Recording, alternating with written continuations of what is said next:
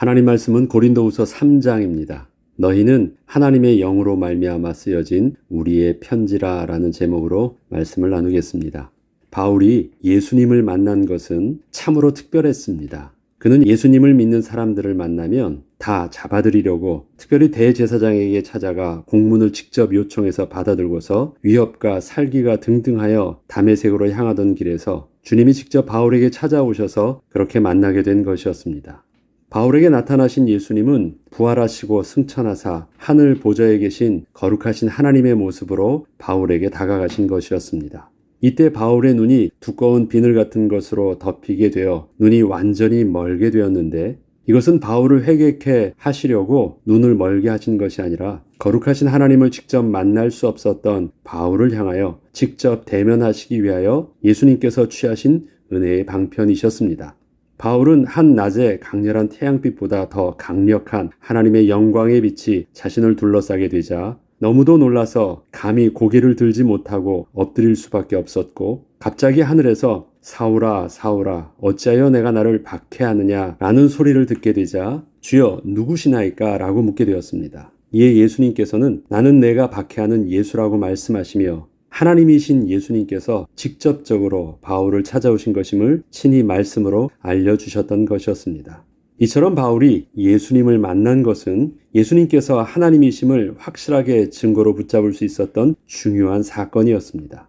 예수님은 이 땅에 오신 하나님의 아들이셨지만 당시 유대인들은 여전히 예수님을 그저 실패한 선생 정도로 보고 거룩하신 하나님의 신성을 모독한 자로 정죄하였을 뿐이었는데 예수님께서는 바울에게 제자들과 수많은 성도들에게 나타나셨던 부활의 주님 정도로 만나주신 것 이상으로 부활하시고 승천하사 하늘 보좌에 계신 거룩하신 성자 하나님의 모습으로 친히 다가오셨으니 바울에게는 이보다 더 확실한 예수님에 대한 증거가 있을 수는 없는 것이었습니다. 이렇게 바울을 찾아오신 예수님께서는 아나니아를 통하여 바울을 향한 당신의 뜻을 전하여 듣게 하셨고 아나니아는 예수님의 지시하심을 따라 바울을 직접 찾아가서 예수님의 말씀을 전달해 주었습니다. 그 내용이 사도행전 9장 15절로 17절에는 이렇게 기록되어 있습니다.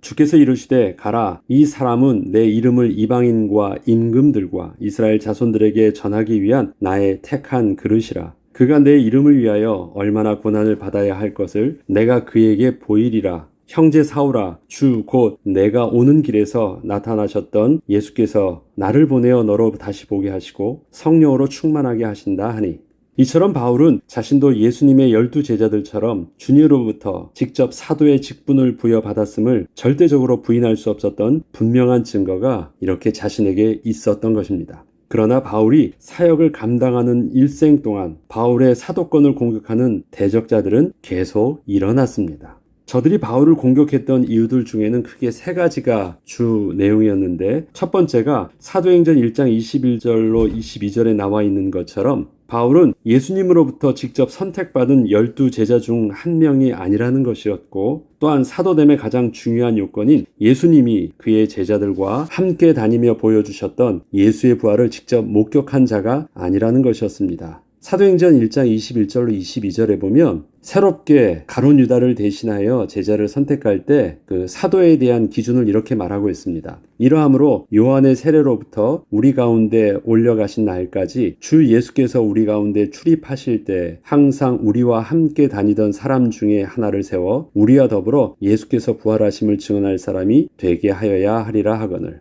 딱 이게 사도의 기준이었거든요. 이 내용에 바울은 맞지 않는다는 것이었습니다. 그런데 그렇습니까? 또 계속 보겠습니다. 두 번째 이유는 바울이 유대인들에게 복음을 증거하는 데 집중하기보다는 도리어 이방인들에게 복음을 전하는 데 집중한 사람이라는 것이 지금 일반 12 사도랑 너무 다른 것이었다라는 것입니다. 그리고 마지막으로 세 번째 이유는 바울이 당시 초대교회의 중심인 예루살렘 교회로부터 어떤 신임장도 받지 못했다는 것이었습니다. 이 내용이 바로 오늘 본문의 내용이기도 합니다. 오늘 3장 1절에 보면 우리가 다시 자천하기를 시작하겠느냐 우리가 어찌 어떤 사람처럼 추천서를 너에게 붙이거나 혹은 너에게 받거나 할 필요가 있느냐 이렇게 바울이 언급한 내용을 보면 당시 고린도 교회 내에는 교회를 어지럽게 하는 유대 율법 교사들이 있었음을 알 수 있습니다. 이들은 예루살렘 교회의 추천서를 받았기 때문에 자신들만 가르칠 자격이 있고 바울은 그런 추천서가 없으므로 사도직에 대하여 의심을 하며 자격이 없다고 비난하고 있던 것이었습니다. 이 때문에 일부 고린도 교인들은 그들의 선전에 미혹되어 바울을 적대시하고 있었던 것입니다. 그러나 이러한 내용들은 표면적인 명분에 불과했고 바울의 대적자들은 이보다 좀 더 근본적 이유로 그의 사도권을 집중 공격한 것이었는데 그들은 자신들의 율법주의적 이단 교리를 고린도 교회를 비롯한 여러 초대 교회들에 심고 자신들의 입지를 더욱 공고하게 하고자 이것을 반대하고 믿음으로만 구원을 얻는다는 사상을 전파하는 그 바울의 주장을 약화시키기 위해 바울의 사도권을 공격한 것이었습니다. 이것은 바울의 전하는 오직 예수 그리스도의 십자가의 복음의 메시지는 절대 건드릴 수 없었기에 메신저인 바울을 건드려 복음의 메시지를 신뢰하지 못하게 하는 방법을 취한 것이었습니다. 요즘에도 보면 프레임 전환이라 할 때 이렇게 하죠. 메시지를 공격할 수 없으니까 그 메신저를 공격해서 메신저가 나쁘니까 그가 말하는 진실된 말도 신뢰할 수 없다. 이렇게 해가지고 완전히 바꾸는 것처럼 바울도 바울이 전한 복음을 어떻게 틀리다고 말할 수는 없었어요. 명확했으니까. 그래서 자꾸 바울의 사도권을 인정하지 않으면서 그 거짓 교사들이 자기가 전하고자 하는 그 내용을 좀 더 강조하려고 그렇게 유도했던 것입니다. 이에 바울은 가장 시급하게 성도들이 이단에게 미혹되지 않고 자신이 전한 오직 예수 그리스도의 십자가의 복음의 교리 위에 성도들이 바로 서도록 자신의 사도권을 변호하지 않으면 안 되는 상황이 왔던 것입니다. 굳이 자기를 사도라고 막 나타나려고 한 건 아니었어요. 그러나 자기의 사도권 부인이 자기만이 그냥 낮아지는 것이라면 아무 문제가 없었지만 그것이 자기가 생명처럼 지켜야 되는 복음을 건드리고 있었기 때문에 자신의 사도권을 그렇게 자꾸 인정하도록 어필을 할 수밖에 없었던 것입니다. 이건 자기의 그냥 권위를 높여달라는 그런 의도가 아니었던 것입니다. 바울은 자신의 사도권을 증명할 추천서에 대해서 이렇게 고백을 합니다. 2절로 5절에 보면 너희는 우리의 편지라 우리 마음에 썼고 묻 사람이 알고 있는 바라 너희는 우리로 말미암아 나타난 그리스도의 편지니 이는 먹으로 쓴 것이 아니요 오직 살아계신 하나님의 영으로 쓴 것이며 또 돌판에 쓴 것이 아니요 오직 육의 마음판에 쓴 것이라 우리가 그리스도로 말미암아 하나님을 향하여 이 같은 확신이 있으니 우리가 무슨 일이든지 우리에게서 난 것 같이 스스로 만족할 것이 아니니 우리의 만족은 오직 하나님으로부터 나느니라. 바울은 너희가 우리의 편지라고 하면서 바울의 사도성을 증명할 수 있는 가장 명확한 증거가 예수를 주로 고백하는 고린도 교회 성도들 그 자체임을 증거하였습니다. 이것은 만약에 바울 자신이 가짜였다면 바울을 통하여 복음을 받아 구원을 입게 되었던 성도들도 모두 가짜가 될 것인데 과연 고린도 성도들은 자신들이 예수를 주로 고백하는 그 신앙 고백에 대하여 그렇게 스스로를 의심을 하고 부정할 만한 것이 있었을까요? 그렇지는 않아요. 고린도 교회 성도들이 예수를 주로 고백하고 있어요. 그런데 그 복음을 누구한테 받은 거예요? 바울한테 받은 것이거든요.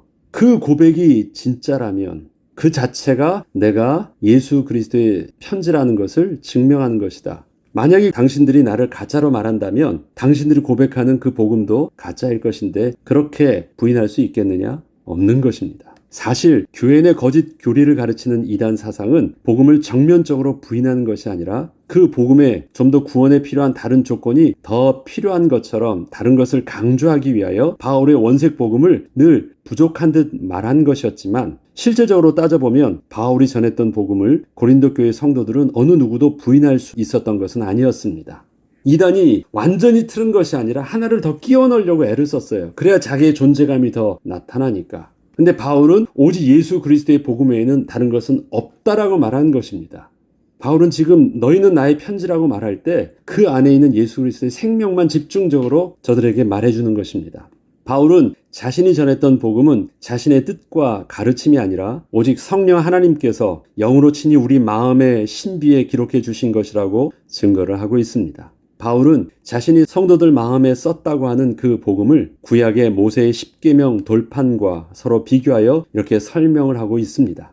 하나님께서는 구약의 모세를 통하여 십계명의 율법을 주실 때 친히 돌판을 만드시고 그 돌판에 친히 내용을 새겨 기록을 하신 후 그 완성된 십계명 돌판을 모세에게 주신 것이었습니다. 때문에 이 율법을 가지고 오는 모세의 영광이 참으로 대단하여 얼굴에 광채가 날 정도였다고 하는 것입니다.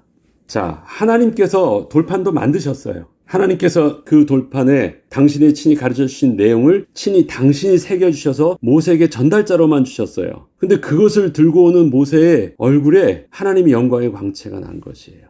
그러나 그 율법의 영광에 대해서 바울은 율법의 영광은 죽이는 것이요 영은 살리는 것이라고 표현하고 있습니다. 지금 주신 예수 그리스도의 복음은 그 율법의 영광과 비교할 수 없을 정도로 대단한데 그 죽이는 율법의 영광도 모세에게 있어서는 그 광채가 났다라는 것입니다. 자, 그 내용을 7절로 11절은 아주 구체적으로 이렇게 설명하고 있습니다. 돌에 써서 새긴 죽게 하는 율법 조문의 직분도 영광이 있어. 이스라엘 자손들은 모세의 얼굴에 없어질 영광 때문에도 그 얼굴을 주목하지 못하였거든. 하물며 영의 직분은 더욱 영광이 있지 아니하겠느냐? 정죄의 직분도 영광이 있은즉 의의 직분은 영광이 더욱 넘치리라. 영광되었던 것이 더 큰 영광으로 말미암아 이에 영광될 것이 없으나 없어질 것도 영광으로 말미암았은즉 길이 있을 것은 더욱 영광 가운데 있느니라. 이처럼 돌판에 기록된 십계명도 하나님께서 친히 기록한 것이었기에 그 율법을 전달하는 모세에게 영광이 넘치게 나타났었는데 하물며 하나님의 영이 친히 우리의 마음의 신비에 기록된 생명의 복음을 전하게 하신 우리에게 주신 그 영광은 그 율법의 영광과 비교할 수 있는 것이 아니라는 것이었습니다. 바울은 계속해서 율법의 역할은 죄를 드러나게 하는 것으로 정죄의 직분이라고 설명합니다. 오직 예수 그리스도의 십자가의 은혜가 아니면 절대 구원함을 얻을 수 없다는 것을 절실하게 깨닫게 하는 것이 바로 율법의 역할이기 때문에 그 율법을 정죄의 직분이라고 한 것입니다. 이처럼 정죄의 직분도 영광이 있어서 드러나게 되었지만 모세는 장차 오실 그리스도의 영원한 언약에 비하면 정죄의 직분의 영광은 사라질 것이었기에 모세는 백성들이 사라질 영광에 모든 초점을 맞추지 못하도록 그 스스로 영광을 가리웠다고 한 것입니다. 그 내용이 13절에는 이렇게 기록되어 있습니다. 우리는 모세가 이스라엘 자손들에게 장차 없어질 것의 결국을 주목하지 못하게 하려고 수건을 얼굴에 쓴 것 같이 아니하노라. 다시 말해서 모세가 그 영광을 가리운 것은 이 영광도 하나님이 주신 영광은 맞지만 이것은 영원한 영광이 아니기 때문에 이것을 가지고 영원한 영광으로 오해하지 않도록 그는 스스로 가리웠다라는 것입니다. 이처럼 바울은 자신에게 있는 예수 그리스도의 십자가의 복음을 증거하는 직분에 주어진 영광은 모세가 주는 율법의 영광과 근본적으로 다른 영원히 없어지지 않을 하나님 나라의 영광임을 증거하면서 그 어떤 추천서로 얻게 될 권위와 영광과는 비교할 수 없는 사실적인 직분의 비밀이 바로 자신 안에 담겨 있다고 주장을 한 것입니다.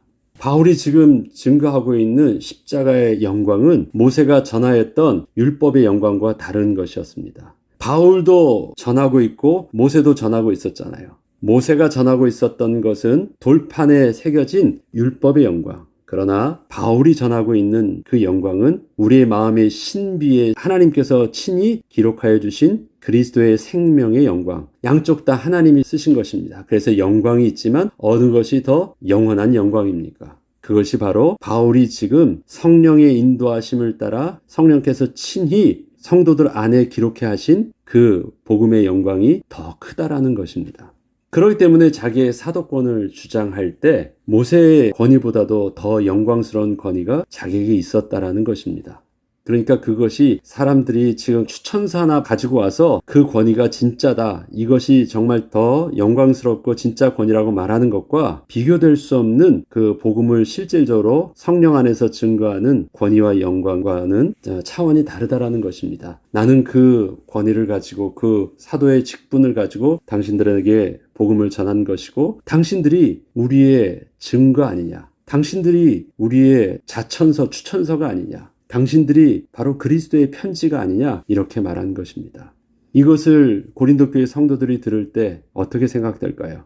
부인할 수 있을까요? 아, 맞구나, 그렇다, 그것을 정확하게 말할 수 있는 것이었습니다. 제가 앞서 바울이 예수 그리스도를 만났던 것을 말한 것은 바울은 단지 이것을 그냥 무조건 억지로 그렇게 짜맞춰가지고 내게 영광이 있다고 말한 것이 아니었습니다. 바울은 실질적으로 주님께서 그와 함께 하시고 그에게 나타나셔서 실질적으로 다른 제자들처럼 사명을 주셨고 어느 면으로는 더 영광스럽게 하늘 보좌에 계신 하나님 되신 예수님께서 친히 오셔서 그 사명을 주셨기 때문에 제자들과 비교하더라도 더 거룩하신 하나님이신 예수님을 통하여 그 사명을 받은 것이었습니다. 때문에 앞서 설명했듯이 바울이 눈이 가리워진 것은 예수를 죽이려 했기 때문에, 예수님을 대적했기 때문에 예수님이 징벌적으로 눈을 멀게 하신 것이 아니라 영광스러운 하나님을 직접 만나게 하시려는 은혜의 방편이 바울의 눈을 가리워 주신 것입니다. 이것은 모세를 만날 때도 그렇게 했죠. 모세가 하나님을 만나기를 원했을 때 하나님께서는 모세에게 어떻게 나타나셨습니까? 반석 위에 서게 하시고 숨게 하시고 뒤를 돌아보게 하시고 지나가면서 살짝 그의 느낌으로 등을 터치하는 느낌만 받게 하셨습니다. 보지 않게 하셨어요. 왜? 그것이 모세가 살 길이었기 때문에. 영광의 하나님을 직접 보지 않았습니다. 모세가 산에, 하나님의 산 호렙에 들어갈 때도 그 호렙은 어떻게 했어요? 흑암으로 가득 찼어요. 또 아브라함이 하나님께 하나님의 언약을 받을 때 창세기 15장에는요. 하나님께서 아브라함에게 나타나실 때 흑암으로 가득하게 하셨어요. 모세는 두려웠습니다. 그러나 그것은 하나님의 은혜의 방편이셨어요. 거룩하신 하나님이 하나님의 백성과 직접 대면을 할 때 하나님을 보는 자는 다 죽기 때문에 하나님의 거룩함 속에서 백성들을 보호하시기 위해서 흑암으로 가리우시든지 눈을 멀게 하시든지 아무튼 직접적으로 대면하게 하지 않고 아니면 뒤를 돌아보게 하시든지, 그렇지만 하나님께서 직접 찾아가셔서 대면하게 하셨던 그 사람들이 바로 성경에는 아브라함, 모세, 그 다음에 바울에게도 그렇게 나타나셨다는 것입니다. 그 증거의 비밀. 그래서 나는 그리스도 안에서 나는 확신하고 있다. 내게 준 사도의 직분을 나는 한 번도 오해하지 않고 확신하고 있다. 그리고 그 사실들은 나의 스스로의 확신뿐만 아니라 너희들에게 있는 그 예수 그리스도의 생명의 복음이 그것을 증명하고 있지 않느냐.